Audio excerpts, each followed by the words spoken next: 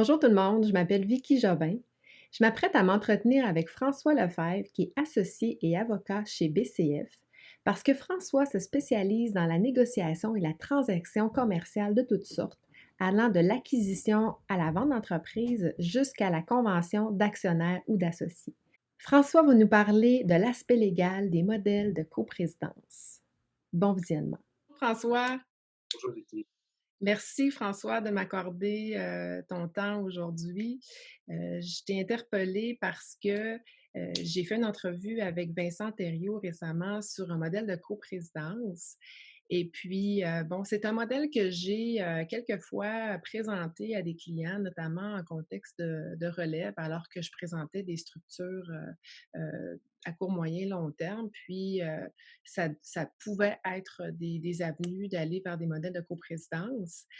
Une résistance que j'ai rencontrée souvent, c'était que ça prend un président pour engager une entreprise à l'égard d'un tiers. Donc, j'ai fait des recherches, je ne trouvais pas nécessairement réponse à mes questions.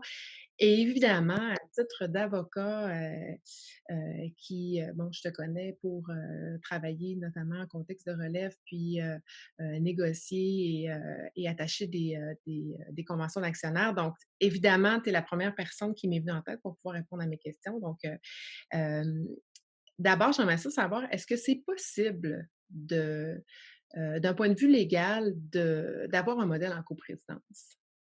Tout d'abord, merci pour l'opportunité que tu me donnes, Vicky, c'est très apprécié. Euh, le modèle en coprésidence est quand même pas le modèle le plus fréquent. Ça demeure encore une exception, mais légalement, il n'y a rien qui empêche une entreprise de décider de fonctionner en mode coprésidence. En fait, lorsqu'une société est incorporée, que ce soit en vertu de la loi provinciale ou de la loi fédérale, elle doit, déposer ses statuts d'incorporation, elle doit donner son adresse de siège social, elle doit indiquer au registraire des entreprises la nature de ses activités, mais elle n'est pas obligée de désigner des dirigeants.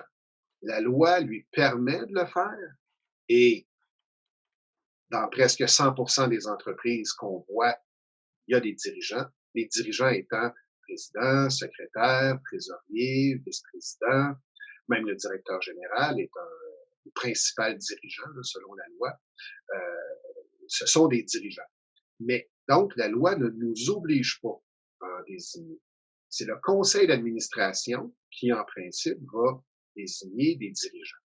Toutefois, encore une fois, 100% des entreprises qu'on représente, qui sont créées, les fonctions de dirigeants sont prévues dans les règlements généraux, maintenant appelés le règlement intérieur de l'entreprise. Donc, c'est à l'intérieur de ces règlements-là qu'on va décrire les différentes fonctions de président, quel est son rôle, quelles sont ses obligations, de même que les autres dirigeants que j'ai mentionnés. Alors, c'est de par ces règlements-là que la compagnie a adopté qu'elle doit désigner ou qu'elle peut désigner des dirigeants. En pratique, on va toujours nommer au moins un président. Il arrive très souvent qu'on ait des vice-présidents ou secrétaires également, parfois des trésoriers aussi. Donc, comme les droits et obligations des dirigeants sont décrits dans les règlements généraux, il n'y a rien qui nous empêche d'y prévoir aussi une coprésidence. Donc, c'est dans les règlements généraux ou dans le mandat que les administrateurs vont donner à nos dirigeants, donc à nos coprésidents, qu'il va être important de préciser quels sont les rôles de chacun, les fonctions de chacun. Et c'est ce qu'on avait c'est ce que Vincent nous a expliqué dans son entrevue sur mesure. C'est comme ça qu'instinctivement ils l'ont fait, son frère et lui, de s'attribuer des tâches, des responsabilités. Et c'est de cette façon-là aussi que dans toute autre entreprise où il y a une coprésidence, le conseil d'administration va devoir s'assurer que chaque coprésident a ses rôles et responsabilités appropriés. Quand j'ai fait mon entrevue avec Vincent, j'ai présenté une résistance que je rencontre lorsque je présente un modèle de coprésidence, c'est-à-dire que ça prend un président pour engager l'entreprise à l'égard d'un tiers. Est-ce que c'est vraiment le cas? Puis qu'est-ce que la loi dit à cet égard? Comme la loi n'oblige pas la nomination de dirigeants, la loi n'attribue pas non plus à un dirigeant particulier, ni non plus à un administrateur particulier, le pouvoir d'être le seul à lier la société. Donc, le président n'est pas le seul à pouvoir lier la société. La capacité d'un dirigeant, d'un administrateur ou d'un autre employé de la société euh, de lier la société à l'égard des tiers va découler des rôles et des obligations et des fonctions que la personne occupe dans l'entreprise et donc des règles du mandat à l'égard des tiers et aussi de la règle de l'indoor management. Les dirigeants et administrateurs d'une société sont des mandataires de la société. Donc, ils ont le pouvoir de lier la société à l'égard des tiers. Toutefois, ça ne signifie pas nécessairement qu'ils peuvent lier la société pour tout acte. Encore faut-il que ça rentre dans leur rôle et responsabilités. Ceci dit, le tiers, lui, n'est pas nécessairement au courant des règlements, du règlement intérieur, des règlements généraux de la société. Donc, il y a aussi la règle de l'indoor management.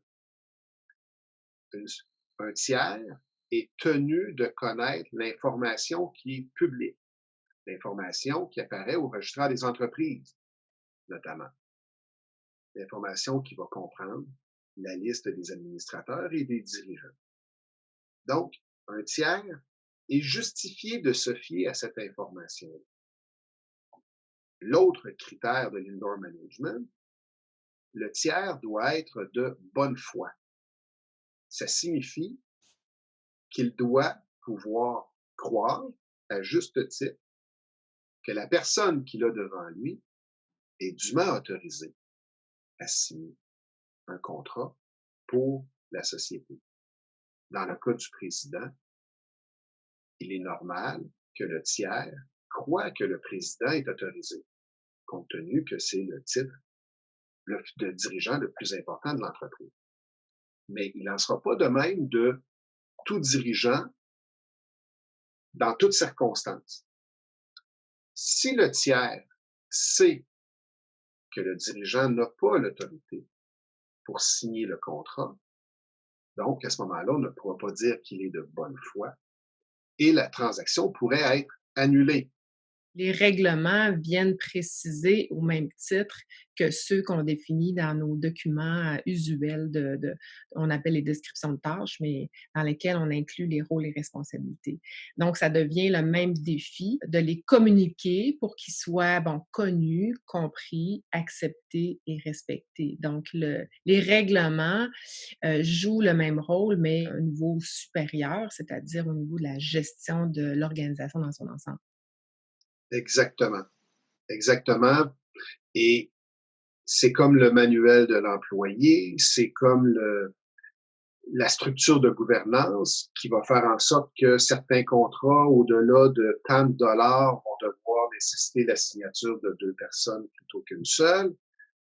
Ça rentre vraiment dans le concept global de gouvernance. Et si on a une coprésidence, et Vincent l'a très bien expliqué dans l'entrevue, il y a de la communication, il y a un partage de responsabilités et chacun connaît son terrain de jeu et respecte celui de l'autre. C'est la clé. Tu le résumais dans l'entrevue, la communication, c'est la clé et c'est doublement important lorsqu'on est dans un contexte de coprésidence. Est-ce que je me trompe en disant qu'on fait peut-être les choses de cette façon-là parce qu'on a l'habitude, puis là, ça vient, faire croire que c'est comme ça qu'il faut les faire d'un point de vue légal? En fait, la façon traditionnelle de faire est hiérarchique. Donc, le président qui est quand même le patron en quelque sorte. Et les rôles et responsabilités du président, du vice-président, secrétaire, trésorier comme dirigeant ou des différents vice-présidents, là, opérations, finances et autres, euh, c'est ancré dans nos façons de faire, c'est ancré dans les usages. Donc, d'arriver avec des modèles d'affaires de coprésidence, ça sort des sentiers battus. Ça nous oblige à modifier les règlements standards. Ça nous oblige à peut-être en traiter euh, plus sérieusement, peut-être même dans la convention entre actionnaires, à certains égards. Euh, Ça nous oblige donc à remettre en question certains documents qui sont habituellement dits standards. Je ne parle pas de la convention actionnaire, mais au niveau des règlements généraux. Ce sont des documents standards où là, il faut jouer dans les documents, il faut les modifier, les adapter. Alors, oui, ça nous sort un peu des sentiers battus, tout comme l'entreprise libérée sort du mode traditionnel de fonctionnement, puis ça remet les principes en question. Alors, ça peut être un modèle d'affaires très intéressant et qui fonctionne. On le voit dans le cas de sur-mesure, ça fonctionne bien. Mais c'est pas donné à tout le monde d'être capable de fonctionner dans un environnement comme celui-là. Ça prend beaucoup de communication, c'est la base. C'est très bien dit, François.